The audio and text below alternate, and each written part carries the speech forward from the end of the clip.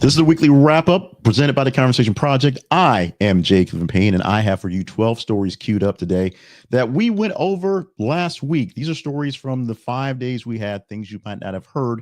And these are daily stories or the weekend stories in the Monday that you deemed were conversational. These are news stories that you want to chat up about, not just what's going on with Joy Reid or that other those people on MSNBC who are just, sometimes talking nonsense. This is real news, real stuff, and sometimes really silly things that get you into. And 12 of them that were some of the best ones this week that I pulled out that needed a second look, I said, for the weekend review. Now, as I'm doing this, producing this sort of late again on Sunday, live on Sunday, I want to remind you, we're not going to have things you might not have heard or a weekly roundup for next week. Most likely not a weekly, not things that I heard. Weekly roundup may happen on some stories that got missed within the day. We're taking a week off for Thanksgiving and enjoying some time with family, friends, and actually just doing some cleanup work around the house, to be honest. So a lot of stuff being cleaned up on this week coming up. So we'll have a refresh review back after we get into the real swing into Christmas. But for right now, these are the past 12 stories. These are 12 stories in the past week that you guys really got into, and we want to make sure you get into them. Covering, of course, from the 15th of November to the 22nd of November, Friday to Friday going forward. And yes, we are talking Netflix and Wicked and sneaking a couple things in there so we can get some forward motion going as well. Remind you that our website is thisisaconversationproject.com. More details about the Conversation Project. All the things we do are there, right there. And our email address for you to send your comments, complaints, and concerns to the conversation inbox at gmail.com. Follow all the calls, the actions you have at the Conversation Project because we need your help for a lot of things. And yes, we will do the begging stuff coming at the end because we have to, even though, especially since we have taken a week off, we need to do a little bit of extra begging for your resources and your help. The weekly roundup from the week ending November 23rd, 2024 begins now. Starting off with story number one, no particular order as presented, just 12 stories that got shuffled around that seemed like they needed to be talked about again. If you're watching us live on this presentation, feel free to jump in and comment. I'll try to comment with you as best as possible. It's a little awkward, but we're starting off with Zelensky and Biden, as Biden is allowing Ukraine to use more U.S. arms to strike inside of Russia. The policy shift aims to bolster Ukraine's defense capabilities and escalating tensions. Now, this is a big deal as Russia is looking to see maybe some new life into their parts of the war, with the incoming president, Donald Trump, being more pro-Russia and very much less pro-Ukraine, very much non-Ukraine, if you will. And so with this, the current president, which is Joe Biden, is allowing for the Ukrainians to use some of the weapons they provide for them to attack inside of Russian borders, essentially to actually go on the offense and strike back and push people back towards Russia, as opposed to just defending the land they have there.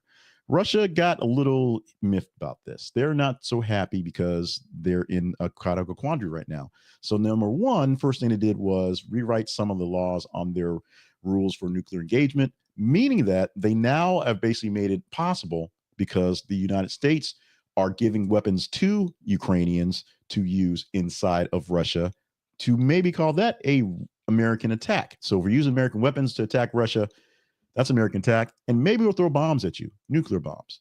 That's what's out there. So that's what's going on. Also, the big thing on the debate stage is how long can this war happen? This has been I believe it's almost 3-year affair going back and forth. Russia is losing troops by many, although they don't tell their people that based on their way they do their politics and their actual reporting on things.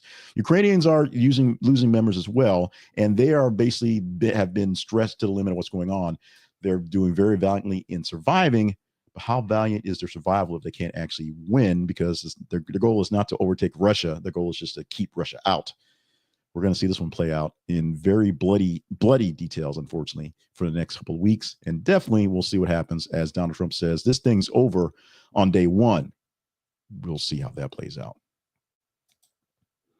News that is really something that really catches my attention as a person who wishes they had a reporter job full-time going forward and has to do this internet things for the pennies that we get for views and clicks going back and forth.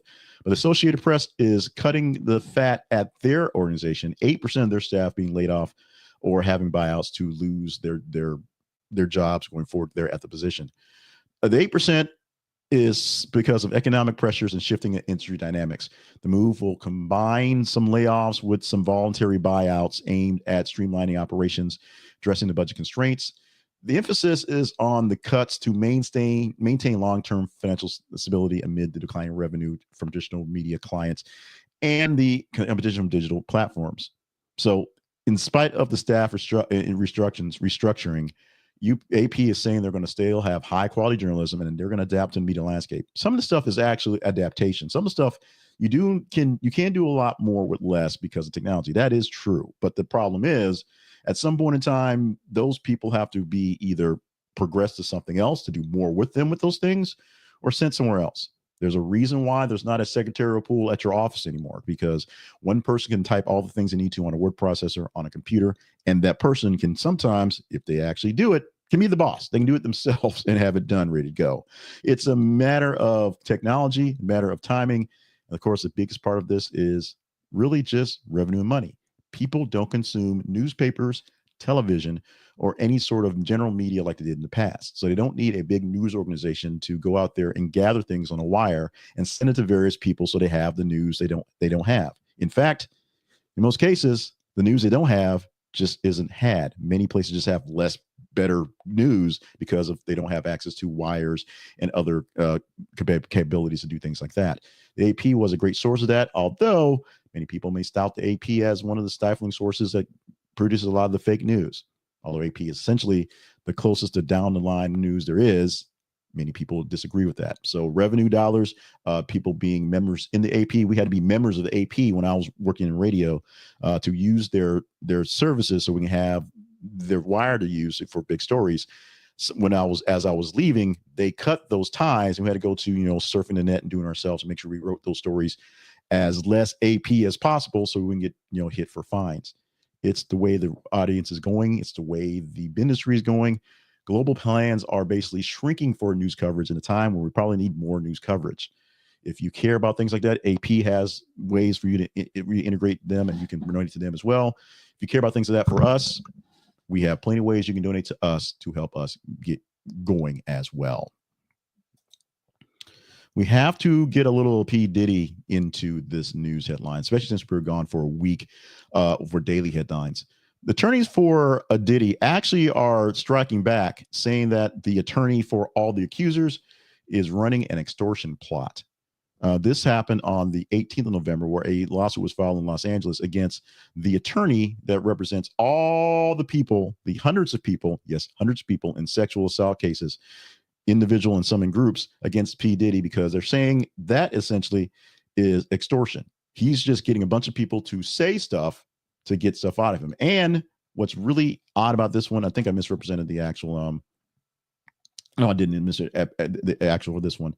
Well, I did. I'm sorry. I did misrepresent the title. So let me back up a second. So the attorney that is representing all these people who are fighting against Diddy for the class action lawsuits, various lawsuits, sexual assault lawsuits, one person has actually filed against that attorney because he is saying, or someone is saying, they're listed as John Doe, so we're assuming it's a he, that Busby, the attorney that is filing all these lawsuits, is essentially just trying to get money out of Diddy. We've seen this work before, and we've seen this work sort of for the good and the bad. And one case that's really, really out there is Michael Avenatti, the attorney, one of the attorneys for Stormy Daniels, who was pushing to try to get money out of Donald Trump for all of Stormy's troubles. And then essentially Stormy had to fight him off because essentially it just turned to a way for him to pull money out of, extort money from her and try to fund a run for Congress or something. It got really, really convoluted, but these things happen. Avenatti is spending time in jail for extortion in his case. We don't think Tony Busby is doing this. We don't think he's doing this, although over 100 cases of sexual assault against one man, even though it was over a long period of time, we've seen that with Bill Cosby, seems a bit excessive. We will see how this plays out for Diddy, for Busby, for John Doe, for all the plaintiffs, a lot of plaintiffs in these fields. If you feel a need to respond to this live feed here, go on, pop a comment in there. Otherwise, you're watching it on the replay somewhere down the line. Reply with comments as well. Let us know what we're doing when picking our stories. Remember, these are stories that were picked by you. You put the input that these are stories that were good enough to talk about, and we pulled the ones that seem the best narratives for the day. And these are just 12 we're reviewing as bigger stories, biggest stories, if you will, for the past week. We go to the headline at story number 4. Trump Defense Secretary Pete Hetzef denies sexual assault allegations, acknowledges payment to accuser. The link we used for this story was an early of the week link. It was like a Monday, Tuesday link. And the story got worse and worse and, oh, even worse. While many of the people that Donald Trump has put into contention for these very high level staff position and cabinet positions, Hetzef's one of the people that have been one of the head scratchers at first. And now, as people do the digging, and it's not the people because Trump's not in office yet, so they can't actually do the due diligence to go through the process. These are just the press because they have something, they need something to do, and unfortunately or unfortunately, there's so much in these people's past. There's so much to do. The former military officer and the current Fox News personality is denying this case that happened. And this was years back. This was within the big part of Me Too, where many Fox News hosts were getting fired for finding out they were kind of sleazy guys. This is an action where something happened. We're not going to go into the full story here, but the basic story was he was at a conference. He was speaking at the conference. He was flirting with some people. He essentially wasn't getting the time of day with the folks he wanted to. A particular female just sort of followed him up to his room. Things got weird at that point. The stories changed at that point. And at the end of the story, there were some sort of sexual things happened. The woman left after 6 hours of being in the room, did not remember what was happening. A few days later, went to the hospital, had a rape kit taken, and found traces of semen. Head says she came in, she was the aggressor, she was pushing on him. Found out she said no, she was drugged, whatever. The woman, and her husband later sued Hetzef for something. We don't know what something is. Hetzef just paid him off and wanted to go away. NDA say we're not going to talk about this because he didn't want to get fired from Fox. As he's announced to be a person in contention for Secretary of Defense, which many people say, one, he's not qualified for, and two, what's this guy's background? A friend of the woman accuser brought this up. It wasn't the accuser because there's an NDA, there's money involved, but a friend just sort of brought this up. So that's how we know this happened. And now everyone is all in Pete Hetzef's business. This was somewhere between wife 2 and 3, I believe. So there's always also that. It gets messy and messier. Click the link and it'll go to the story and read the full story on what happened, because you really need to go through the true details and not my 2.5 minute kind of rambling of what's going on. We've got 12 stories to do, so we can't really get through all of them. But this is a case that was going to cause some issues for Hetzef. We already know that one person has dropped out of contention for their spot, being Matt Gaetz. He's given up on his shot of being the attorney general because he saw himself as a distraction in the case. Is Hetzef's going to be next, or most people are picking Tulsi Gabbard just not to make it? We'll see which guys or gals make it into the realm of the Trump staff and which ones are fodder and are sacrificed for others to make their way fast. Let's talk about the Menendez brothers. Again, we can't get them out of our minds. We can't get them out of my mouth because you guys keep wanting to talk about them. And this is a 20-year story that for some people had just sort of died down. But because of the nature of the background of the new evidence and just our true crime nature, wanting to have answers to things, the governor of California is not going to actually look at clemency for the brothers, at least not until there's a full review by the DA. So Governor Gavin Newsom is not ruling out clemency, not ruling out letting him go, not ruling out letting him off the hook, because it would be off the hook for the murder they admitted to doing, but for the motivations behind it, essentially for self-preservation, to save themselves from the abuse they're getting from their father.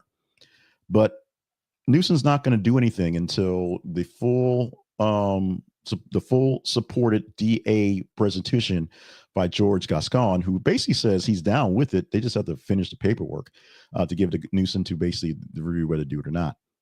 Now, the murder of their parents, which is, the gruesome story of Jose and Kitty Menendez back in 1989, was all the rage when we had, 3 stations and all the news was basically at 6:30 every night watching this stuff going forward. There was CNN, there were some of the other cable channels, so there was to cover this. But this was a national story that really caught the attention of everyone. And in the growing realm of the court TV type stuff, that was all court stuff, this was one that had people's attention for a while. And this is one that many people say these boys need to be put under jail and should have been put to death a long time ago. But family members of these boys and some people just who see how things have worked these days, getting the new information, getting the exit information with letters and proof, if you will, of some sort of sexual encounter, some sexual abuse by the father and the brothers, saying that if this would happen nowadays, there'd be a bit more leniency. They'd cover a lot more differently. They would did the whole case differently, and they wouldn't have gotten the harsh punishment. Plus, the guys have been great model prisoners, so they should get some time away from the jail cell. So says many people. So seems to lead the DA. Governor Newsom is waiting for the report with everything to look at before he actually considers saying anything about this. Before we take our break for stories, we had story number 6. We split it up from 6 and 6. Before we take a break to, beg for your support, let's go into the Wicked movie one more time. And we'll go into it probably, I'd say again this week. But I'm going to get some information here now so you know what's going on, because we're not going to have the full things you might have heard in a sort of ragtag sort of weekend roundup. I guess we do that next week. But AMC movie theaters did something this week that is not so much shocking. In fact, more people that I've seen in comments and more people I've talked to in real time are down with this. They actually told people, the fans going to the show, sit in your seats, get happy, clap a lot, buy a lot of candy, wear your sweatshirts, wear your stuff, but put yourself in green face paint. That's great. Don't get up and sing. The advisory was out there to do a sort of a basically a strike against people who are going to come up there and just start belting out into song because they love them songs in the musical. They've seen it so many times. They've watched it on video. They've they got the soundtrack and they played it 300 or 400 times this week rolling up to it. And that's just in my house itself. But reminding folks that this is a theater experience for everyone, and everyone may not enjoy you getting up and walking around and dancing. This is not the Rocky Horror Picture Show. We're not throwing food at the screen. We are not doing strip teases in the middle of the songs. We're going to sit there like adults, mostly, and enjoy ourselves. This was a part of a broader initiative to maintain respectful theater atmosphere while accompanying a large crowds of major releases. Many other musical type stuff has happened as well, including the sing-along version of Frozen. I guess when the words bounce around, I guess they played the sing-along version in the theater. So when the words bouncing around, why not sing? Well, other people don't really want to hear you sing. What got really cool about this was that most people in the comments are like, yeah, sit your butt down and let me watch this movie. I want to watch this movie.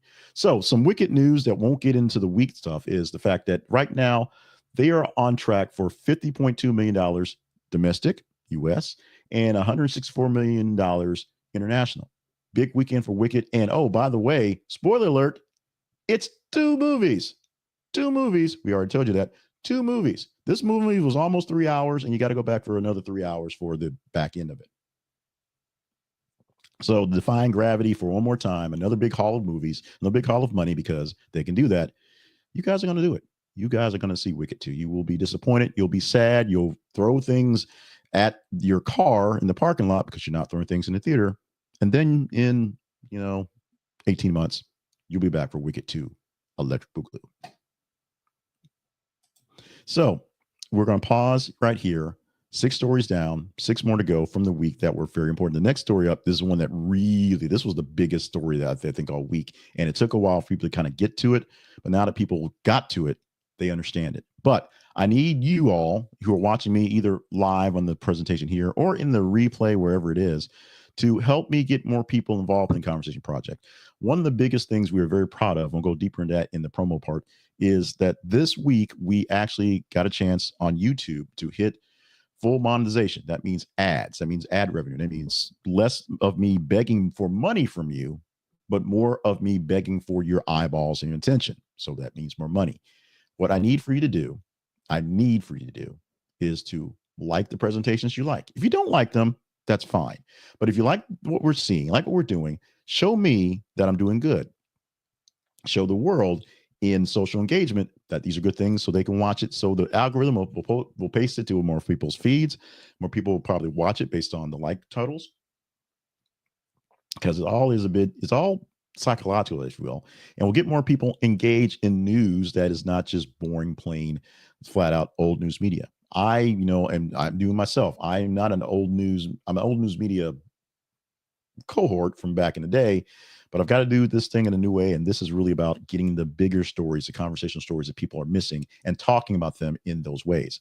Share the video, share our presentation, share the podcast, share the newsletter with folks that you know enjoy this type of news, this type of presentation, and getting more news, more things that are more out of the beaten path. Although the weekend show is more beaten path stuff than other things. We want to make sure that we're getting more stories, more people to talk about more things that are getting missed, and we need you to help us share it with folks. And if you have this been shared with you, or you you saw it in the algorithm and was liked, so you decide to give us a try, and you like it as well, we ask that you subscribe. If you're not subscribed right now, we can use more subscribers. We are on Facebook. We are on X. We are on YouTube, where we present this long form stuff. We do shorter form stuff and clips of things on TikTok and YouTube Shorts. We also have life on Threads. It's there. Things that get you involved in to see things going on. So the more you like us, there's more you like us. Follow us at more places, subscribe to more places, and please subscribe to the feeds for these things here, so we have more people involved, engaged, and going forward with what's happening. And yes, sell more ads. We need to sell more ads. That's happening. Back to the news. Let's get back one more time, this time with feeling, on pollster Ann Selzer, who is announcing her retirement after the bombshell Iowa poll ended in huge mess. Bit of misnomer from the actual headline, because she was already going to retire. She was already in the way of basically shutting down her poll business, or selling it off, getting pieces done. This was essentially the piece de resistance, the highlight of her career. I mean, everybody's going down with a bang for this thing for Donald Trump, because it was the biggest thing happening. They had to basically run through this one for what was happening. And what happened was, once again, the polls were off. The polls have always been off when Donald Trump's been involved, but fortunately for Donald Trump, unfortunately for anybody out there trying to make money doing polls, they were really, really off for him this time. Really, really off this time. And Selzer is getting a lot of flack. A lot of pollsters getting a lot of flack. A lot of presenters and pundits and political analysts are getting a lot of flack for getting it way wrong.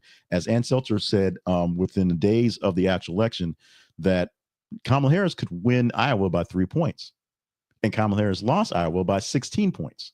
So that's a big difference in your poll. That's a really, really, really bad swing. That's not a margin of error. That's a big fat goose egg error. So a lot of people are doing the na hey hey hey goodbyes to Miss Selzer, but the reality is she was actually in the works of leaving the business anyway. She's up in ears and kind of tired of this stuff, and way too old for all this BS, as Mr. Murdoch would tell you in Lethal Weapon. So essentially, this was essentially her swan song and getting out anyway. Just so happened she got out on a bad note. She's out on a losing streak, which most people would rather have a better shot of a winning streak. Tis what it is. So you won't have Ann Selzer to kick around anymore, but you probably didn't know who she was until election time anyway. You will apparently still have the guy with the keys, because he ain't going anywhere. He's not going anywhere anytime soon. He wants retribution. He wants redemption. So you will have the keys in the next big election. You just won't have Selzer and her big, almost always on point Iowa poll coming up in 4 years. Caitlin Clark's coming up, or going up, or doing up, or an ups, a lot of ups, as a member of the WNBA. So now we're talking about her role in Iowa Hawkeyes basketball. And this is one that's gotten me a lot of back and forth, and a lot of people sort of at me for repeating what the headline says. Caitlin Clark's absence caused 64% viewership as Iowa Hawkeyes face brutal reality check.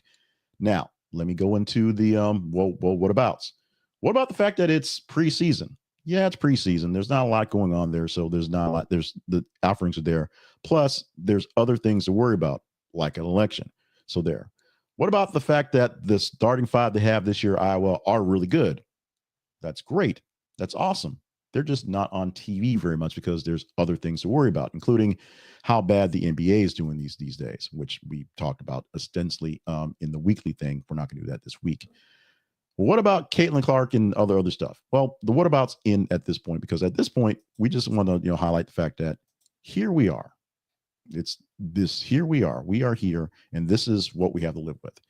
The women's game over the past 2 years in college basketball has grown immensely. One, watching Angel Reese and Caitlin Clark the first time they had a shot against each other's, and how Angel Reese actually won that matchup and said we want a rematch. Second time, watching those rematches, seeing Angel Reese sort of, crumble and fall apart in college, then rebound back, with the WNBA as just being a regular player, and Caitlin Clark not getting that second shot of the ring in the college game, and moving on to do outstanding things in the NBA with the Fever. So what happens the year that she's away from college, the first year's away from college? It doesn't matter how great everybody is on the team. They weren't talking about any of those people except for Caitlin Clark the year prior. So without a breakout star already and no real breakout stars, other than saying that the girls' game is great and should be watched more, not a lot going on. Now, the season's just now kicking in the full gear, getting started. So yes, as time goes on and we see breakout players and breakout stars and teams go big and people love their teams, we'll see it. Hawkeye fans are really eating up their basketball because attendance is just as great. And the people who are locally viewing it are checking out as much as possible. People are looking for it are there. But it's not like, you turn on the TV on a Thursday night and there's a bunch of things going on and you say, oh yeah, I was on. I'll watch that game. And you watch that game, or hey, Angel Reese is playing tonight. I'll check that out for 20 minutes or so while waiting for something else. That's not happening yet, and this is the main thing. It's not happening yet. It's working. It's working its way in there. Time is coming in there, but at the moment, no one's watching much of anything. No one's watching hardly any men's basketball, men's pro basketball. The college basketball is just sort of a wonky because of transfer portals. Unless you're a fan of a fan base, you're not really into it yet. And the women is still a secondary game in the women's NCAA. And as you saw for the women's NBA, it had a lot more hype and without very much in contention to fight with it other than baseball, which is always kind of boring in some cases on TV. We'll see what happens. We'll see if second year of Clark in the WNBA is a hit. We'll see if this year in the W's in the women's game for college game is going to be there. And also one of the biggest thing is the college game going to really exist in the next couple of years, because there's so many things that are affecting it that it might as well soon become just a weirdly really aligned minor league system. We're going to definitely see that with football being weird with this year's playoff system. We'll see if the rest of the leagues can keep these as amateurs, and if NIL money or money in general is going to just make these lower level pros. We got the verdict back very quickly for the story we have at number 9. Jose Ibarra found guilty of murder in trial over death of Laken Riley, sentenced to life in prison, not parole. So the trial progressed very quickly. They turned it to a bench trial, so there was no jury involved. There wasn't the 12 of his peers. They just wanted to get the judge to do this thing, and they thought they had a way to make it work because based off of law and not off of feelings and opinions. Because essentially anybody engaged in this world who saw pieces of this one on both sides of political action, essentially has become a real big talking point for Donald Trump and his folks. Because you know what he feels about undocumented people. They wanted this one done. They thought they could finally get something out from some trickery, if you will, and going to a judge and not dealing with the emotions of a jury. But what happened?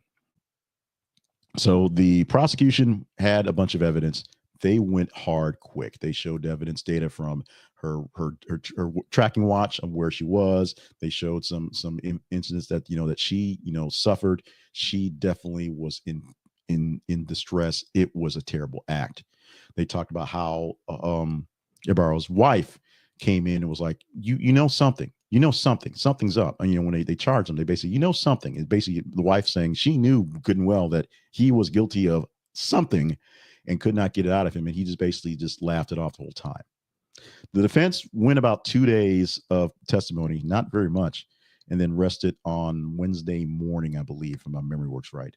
Wednesday morning, I had the news running while setting something up. The defense rest, leave for a bit, come back an hour. He's guilty.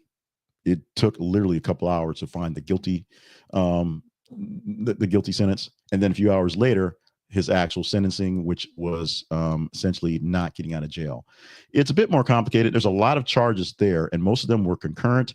But essentially, the biggest thing was life without parole. So even after that life would go, or even if he got some sort of parole, there's a couple kickers that would keep him there a bit longer. But he's essentially not seeing sunlight, natural sunlight, or walls outside of prison bars anytime soon. The Riley family basically broke down in relief after the verdict, but of course, this is all the justice they get for their loved one. And the sort of really sad part about the state is the people in the area where it happened at this moment still are just fearful of just wandering around, taking a walk in the park, just going around there because a lot of it is the political action that came about this one. The backlash of the others, the talk of how these people, these legal folks are rapists and killers. Essentially, Donald Trump calling in into reality what he has been saying for a long time. This has led a lot of political issues, a lot of just sort of family drama, if you will, in how people should be treated and dealt with, and it's going to continue. There won't be any resolution for any of this stuff anytime soon. We do have resolution as this man, a very bad, dangerous man, is going to jail for a long time, and it should happen. There was some talk about death penalty on the table. They took it off, so life without parole is what he got, and he deserves it. But the larger thought process of crimes, these types of crimes, and the people who are causing the crimes will continue. We can chat that up in email. We can chat it up in conversation, chat it up in comments, deeper into discussion there. At this point, we are just so glad that Ibarra is going to jail. And we just wish for some sort of sense of relief to actually come soon to the family of Lincoln Riley. I said we weren't going to talk about many of the people that were being put into positions of power by Donald Trump, but we're going to talk about these two guys who don't actually need any sort of confirmation and apparently are doing a job before Trump is in the office, because why not? Musk and Ramaswamy float ending remote work for federal employees and large-scale firings. Oh yeah, that's probably going to happen. As I've said for many iterations, many days, what do business people do when you've got an issue of money problems? You fire people. It happens. It's happened. It's happened in my employment, where in my college, where we, money is bad for many places, many institutions, and people got furloughed. It happens. It happens in big places where stockholders are looking for something to break, so they have to save some money, so they slash some jobs. It happens. It's a thing. So termination of employees, it's not necessarily a bad thing. It's also not necessarily a thing of surprise. Government employees, it's a totally different thing, because government employees are meant to stick around. Federal employees are meant to stick around for a while, and mass layoffs of federal employees usually only happens when large-scale organizations are taken out of place, basically no longer truly needed. And the downsizing is usually gradual. They basically don't fill positions until you get to a point where you've got enough open positions you can just sort of merge those things in other departments and going for their own. But Musk is a vocal critic of remote work. People that not working at home, saying it's morality. It's not work. It's, you are a bad person if you work from home. And so one way to kill some of these extra jobs that can be done from home, apparently, on whatever lesser value, is to say, if you refuse to come back, that's your reason for not coming back to work. We'll reassign your work to someone else who's coming back to work. That's kind of it. It really isn't so much a fixing of the $2, $3, $6 trillion they want to cut. It's really just being disingenuous about stuff. Ramaswamy wants to bring full federal employees back to office because that's what you do when you're that type of guy. Musk also wants the same thing. And so what they're doing is finding ways to look at the remote workers, people who are working remotely more time and just refusing to come back for work-life balance, or because technically it saves the government money by not having shell out. It saves people money about saving themselves, but wastes government money because they have all these buildings and stuff that must be attended to. People must be in these buildings because they're paying rent for them. So we'll see how this thing works out. The modernization part of Doge is questionable, but what they're going to do, They're going to modernize by cutting jobs and making things leaner and see how that goes on. That means hopefully less people doing more work.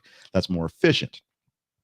If people are not doing enough work, that's great. People are doing their level of work and have to do more work. We all know how that actually works. Not too well. Story at number 11. The International Criminal Court has issued arrest warrants for Netanyahu and Gallant. Benjamin Netanyahu, the prime minister of Israel, and the defense minister, Yoav Gallant, I believe he's one of the first defense minister. I think he's been replaced by more than a few over time in this year or so of war in the Gaza region, have been placed under arrest. They have arrest warrants for them placed out there in the world by the International Criminal Court. Here's where it gets dicey. The International Criminal Court isn't really a thing that can do very much but say, these guys are bad. They should go to jail. There are 100 or so nations in this court who have agreed to sign up on this deal. And all that means is if someone they say is a criminal and they show up in their nation, that nation is not compelled, but by the standards of joining in on the treaty, say we will do what we can to apprehend this person based on this international court ruling and try them in our domestic courts based off this international court ruling. There is no international court. This is not the Hague. This is not an actual international court. In fact, Israel and the United States aren't a part of it, which is part of the reason why it's so easy to charge people who are either Israeli or American in this court. And when they go to foreign places, those foreign places have to consider whether they want to screw up their relationships with the United States, some of them not having very good relations with them, so they don't really care, and or whether they want to just, make any sense of any of it all. So as it stands, Netanyahu and Gallant are not seen as good people around the world, including by many Americans who actually support the Israel action. They just aren't fans of the guys leading it. But they're not trying to throw him in jail. They're trying to get something of a resolution, some sort of little peace in the Middle East, so they can deal with Benjamin Netanyahu being a actual, thief and criminal and ethics commissions and things going wrong. But as long as he's in power, they can't really seem to work on the things that he's done wrong and put him in jail. I believe I've said that a few times about a few people, politicians around the world and here domestic. As long as they're in power, they can't really be charged or can't really be punished for any crimes they have done, may do, or, we are suspected of doing. I've said that a few times. So that's what we're dealing with here. We have no resolution to what's going on in Israel and with Hamas and the Palestinians in the Gaza region. We don't have a resolution to that, but we do have arrest warrants for the people who are running the show on the Israel side because they essentially are not doing a good job of playing fair. They're basically using starvation and using tactics that are making it worse for the civilians, women and children, you would say, in the regions to, starve out and smoke out the people who are actually the guys in charge, the guys that are doing all the damage. Israel says they're doing the best they can. Many people, including many United States-led organizations, are saying, actually, no. But this ICC thing is not the way to end anything or fix anything. It's just some people with their own simple power trips literally making things worse. And finally, we're back to this again. Well, we're back to this on a separate action. We really had no reason to keep going with Mike Tyson and Jake Paul because, yeah, it was a terrible fight. Yeah, the fight seemed like it was fixed. Yeah, nobody really wanted to see that. Yeah, we all feel bad for Mike Tyson, but he got a big check, so we're happy about that. No, we all hate Jake Paul even more. And we really, really hate Logan for just being there. But we might get, $1.87 out of it because Netflix is hit with a class action lawsuit over the Mike Tyson Jake Paul streaming fight glitches, which means that $50 million, $50 million, which means if we all chip in, we all put our names in there, we'll all get $1.65 or something if it all makes that way. Now, this lawsuit was filed by disgruntled subscribers and alleges that we didn't get what we paid for, which is, if anything's not obvious, it's there. A small group of people put in for the class action lawsuit, and we'll probably start seeing commercials for it. Did you get injured by watching Jake Paul and Mike Tyson a fight? Did it make you sad that they kept glitching and going back and forth? So there are the fees that are involved. There's pay-per-view fees, or in some cases, since it's mostly just Netflix subscribers, what you would pay for and get that clip out of there going forward.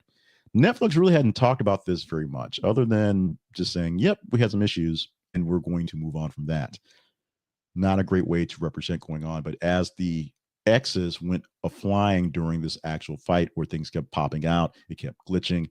It within all three undercards and essentially really just going nuts. So at the beginning of the big fight, which didn't start to 12 Eastern. So we had to wait that long to get to it and go through all the frustrations to get there.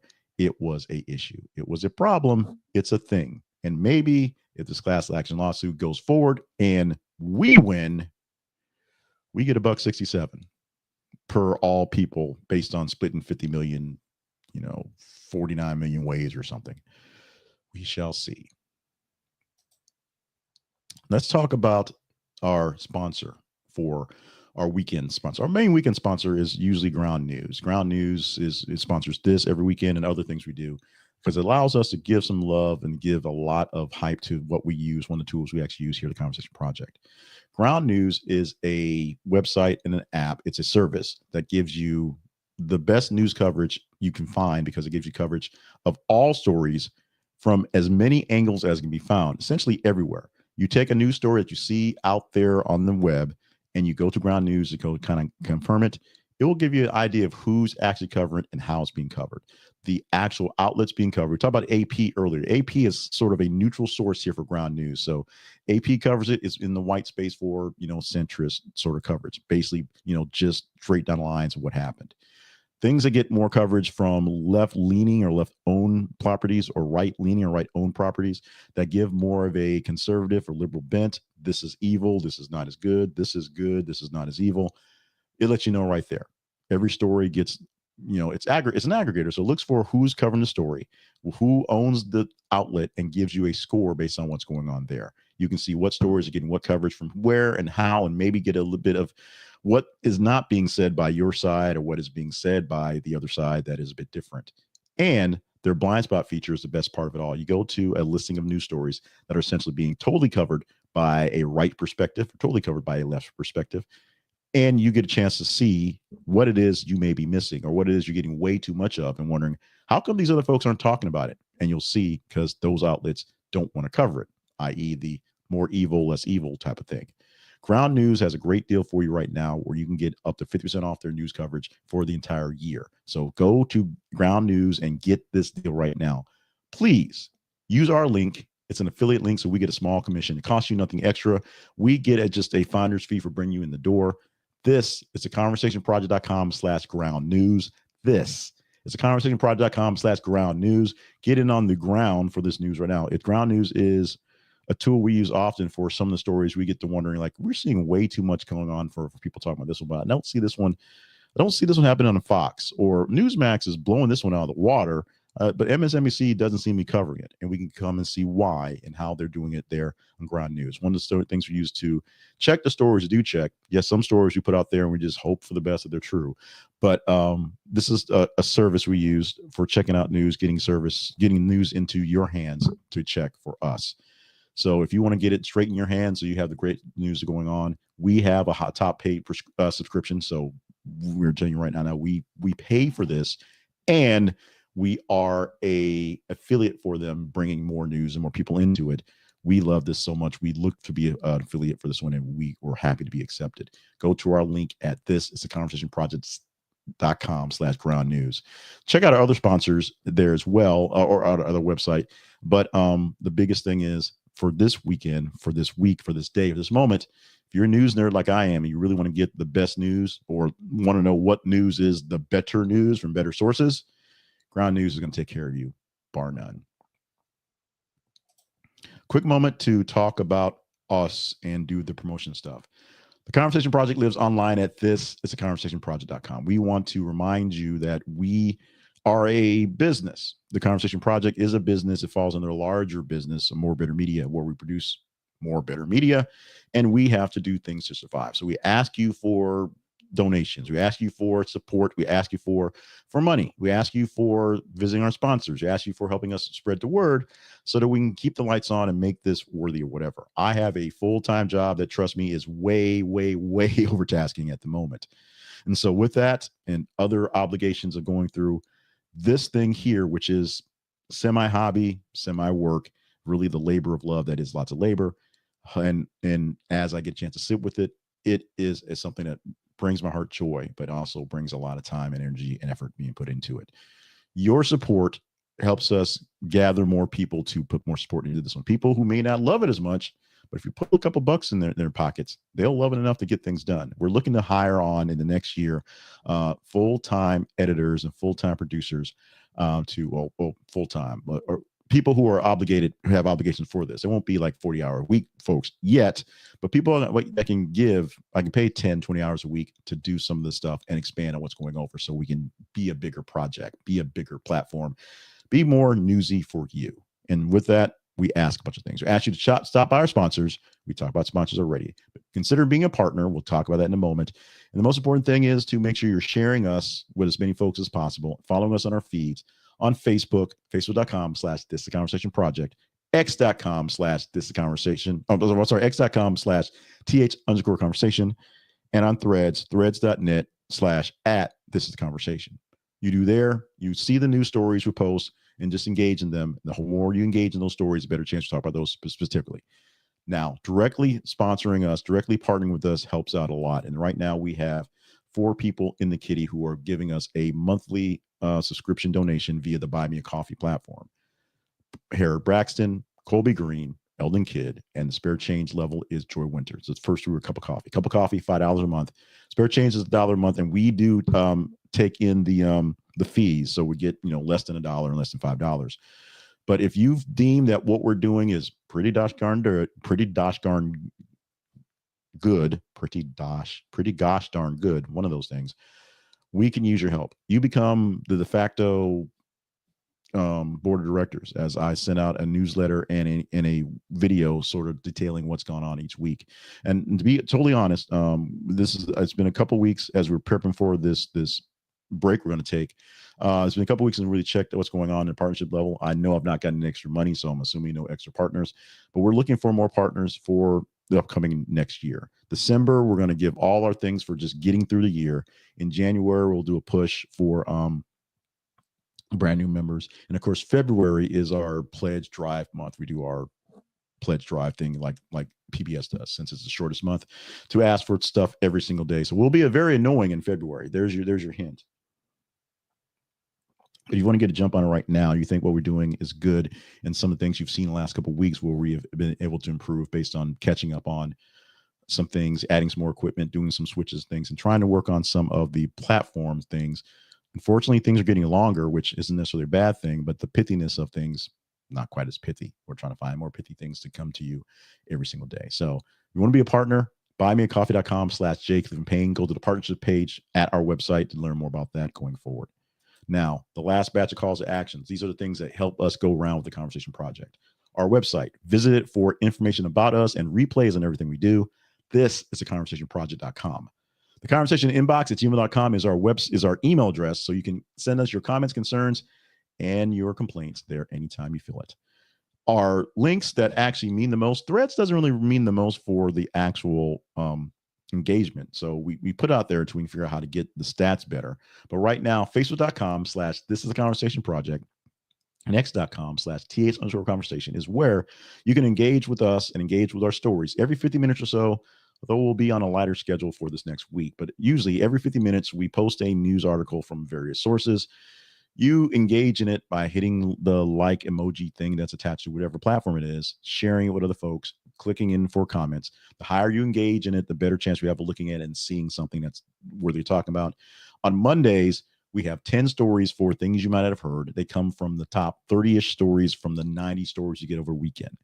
Tuesday through Friday, we'll give you 8 stories. Top 15 or so stories from the 30 or so we get within a day. We'll pick from those. So you give us something to choose from. We try our best to make the menu work out for you guys. It's that simple. We will not have things you might not have heard for the next 5 days. We will have some sort of weekly roundup probably Saturday. I'm assuming I'll be back in the studio so I can do something with some stories that made a difference over the week. Maybe not so much per engagement, but just that I just engaged in. So we'll do something. I'm not sure what it is, but we'll figure it out when we get back to that one. And then back to normal in 2 weeks. But we will have news drops and things going on, and things you ought to know, things you might have to know. We're pre-recording those right now, so we have them set Sunday through Saturday. We may do that going forward. That's a test. You will tell us in your engagement how that works out. And we're done. That's it. A bit of a long one because we had some explanation going on. A lot of feeds popping in. I see a lot of people popping in with eyeballs, checking us live. So thank you, all you folks who came to see what we're doing, to, see what you could see how things are going. Enjoying having you along for the ride. Let us know in the comments where you listen, where you watched, where you're listening. If you're listening on a replay on the podcast version, and what we can do to get better or not so worse, as we say around here. With that, thank you so much for being a news nerd and being along with us for the ride. Consider being a partner. Check out the sponsorships links and make sure you are following us in the feeds so you can tell us what are the more engaging stories. You have to let us know what are engaging so I can pick from them. And then, even then, if I don't pick the ones that you like, let me know. We'll chat them up later. Till next week for another weekly roundup, I am Jay Clifton Payne. Thank you so much for being along with us for the ride. We shall see you 7 days from now.